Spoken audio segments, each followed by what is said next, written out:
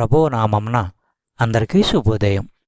ఈరోజు దేవుని వాగ్దానము ఏమనగా ఇర్మియా గ్రంథము 13వ అధ్యాయము 15-16 వచనములు. చెవియొగ్గి వినుడి, యెహోవా ఆజ్ఞ ఇచ్చుచున్నాడు, గర్వపడుకుడి. ఆయన చీకటి కమ్మజేయక మునిపే, మీ కాళ్ళు చీకటి కొండలకు తగులకు మునిపే, వెలుగు కొరకు మీరు కనిపెట్టుచుండగా ఆయన దాన్ని గాఢాంధకారముగా చేయక మునిపే, మీ దేవుడైన యెహోవా మహిమ గలవాడని ఆయనను కొనియాడుడి.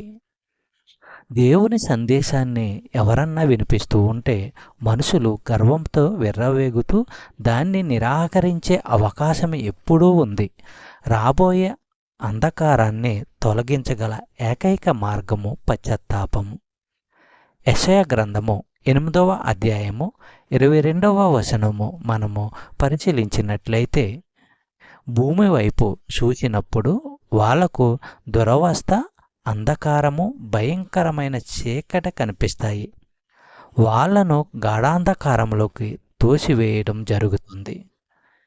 దేవుని వాక్కులోను వెలుగును నిరాకరించే వారికి గాఢాంధకారమని శిక్ష పడుతుందని మరోసారి ఇక్కడ చూస్తున్నాము. చెప్పబడిన వాగ్దానము దేవుడు దీవించి ఆశీర్వదించును గాక. ఆమేన్.